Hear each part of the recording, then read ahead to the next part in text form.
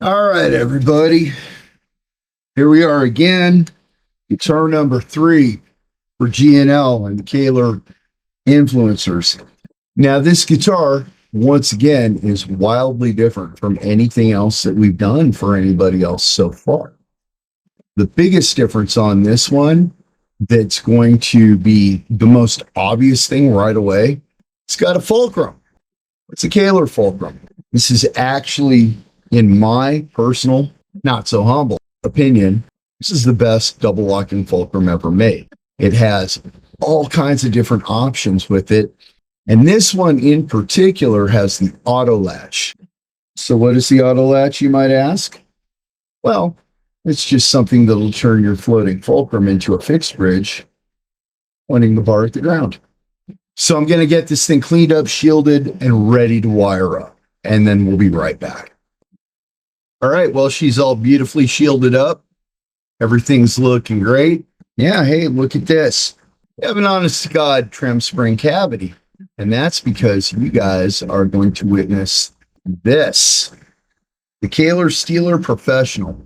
First, however, we're going to install these Seymour Duncan pickups and explain this crazy wiring system, because these pickups themselves are very unique. They don't look too terribly crazy, but if you look at them a little closer, you realize that one coil is way bigger than the other one. And that's because these are P-Rails, and that means that they are a humbucker that's a combination of a P90 style pickup and a rail style pickup. Now, with the correct switching, you can get humbucker, P90, and rail. And if you also do more switching, you can get parallel as far as the humbucker goes. However, in this instance, I don't think it's that important. All right, well, we got the P-Rails in here. So we're going to put this thing over to the back. And with the Freeway switch, you do not add your ground from the pickup to the wire that is traditionally known as the ground. That will actually short out part of the Freeway switch and it won't work right. They're very good about pointing this out in their wiring and stuff like that. But, well, I made my own wiring. Here's a closer look at it. Now, as you can see from that great big circly deal, this is going to be complicated. If solder spatter happens, that hot solder that hits the clear coat will bubble everything up and it'll just be a mess. This is easily avoided by just putting a towel over it. And I even have towels that are modified with a hole cut in them so I can do everything and have the guitar completely protected. Next is that I've made these nifty little plates to hold all of the electronics in exactly the same places they're going to be in the guitar, so that when I transfer them off of the plate into the guitar, they'll fit with no problem. There won't be any stretching of the wires. I won't be sitting there going, why did I make this longer? Or it's way too long. Those are my happy little tips. I'm going to shut up and wire this guitar now.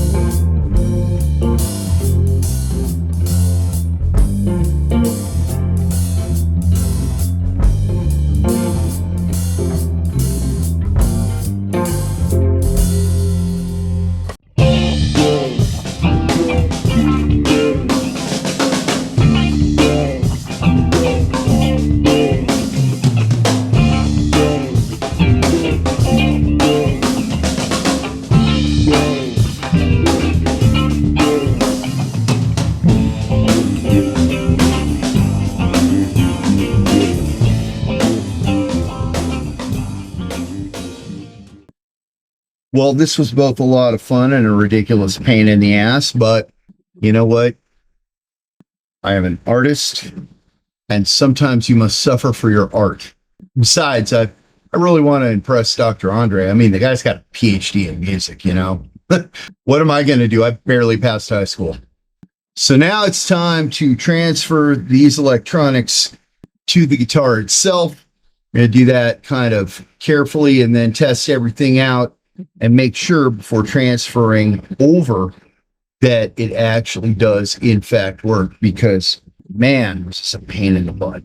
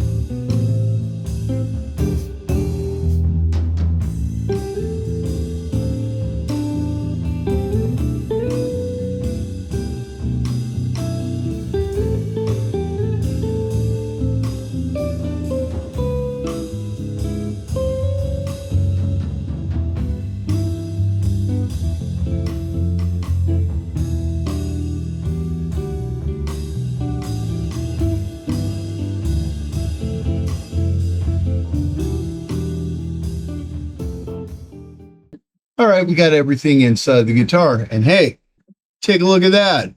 What a mess. I hope it works. Let's find out. And so here it is. We're starting back here with the bridge humbucker. And if these switches are in the middle, which they are, then it's humbucker in series. Go down, and now all of a sudden, it turns into a P90. We go all the way up, and it's a rail. Get back to humbucker there, and now we'll go to the neck. Same humbucker, P90, rail. We have our tone controls for each respective pickup back here. We have our master volume right here, and then down below we have a blend for the bridge, which is also volume when it's just the bridge pickup. So now that we have that all taken care of, let's go through these positions. Right here is bridge pickup. Both pickups in phase, in parallel. Neck pickup. Both pickups in phase, in series. Both pickups in phase, out of series. So the output is the same, but when they're out of phase, it sounds way different. And then the last one is out of phase in parallel, which should be the same as the middle position as far as the reading goes, but out of phase, once again, it just makes it all honky and quacky. Success! But, as Gary Kahler says, we don't sell pickups. So I'm going to get this neck back on. Put on this bridge. Well, this is nice. Almost done. And this right here is so easy to do because you don't have to cut the balls off. And then you run this thing right here through the Kahler locking nut, not the string lock. I know that everybody thinks that the string lock is the Kahler locking nut. It's not. It's the string lock. This is the locking nut. Beauty of it is these GraphTech ratio locking tuners here make it to where I really don't have to do a whole heck of a lot. I don't have to do a luthier's knot, anything like that. If we just poke this through down here, run it through, built-in string guide, pull it tight, lock the tuner. What could be better?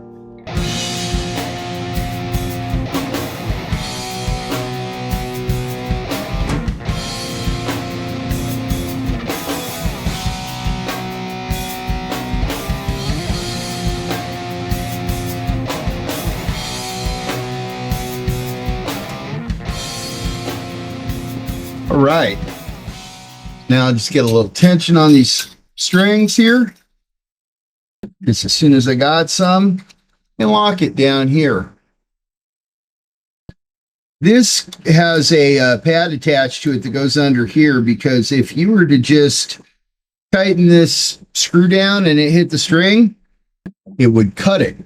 That circular motion, the vigorous circular motion, would cut the string. And there's 10 attaboy points for the first person that can say what the vigorous circular motion is and where it comes from. Last part, just so I don't forget, I'm going to put the pads back onto our locking nut. One of the really cool things about our pads is that they're completely asymmetrical.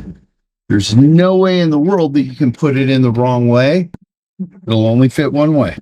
So there we have it. This super sweet guitar for Dr. Andre Fludd. So much like the one that we made for Trey Xavier and Gear Gods, yet completely different. You'll see this guitar with us 2 more times. Once where Gary Kahler and I talk about it, everything that went into it, the Auto-Latch, the Steeler Professional, and then another one where we just kind of demo the guitar, give you a little bit of the tones. Nothing crazy, nothing super fancy. So that's it. Until next time, I've been Eddie Kernan for Kahler. See you next week.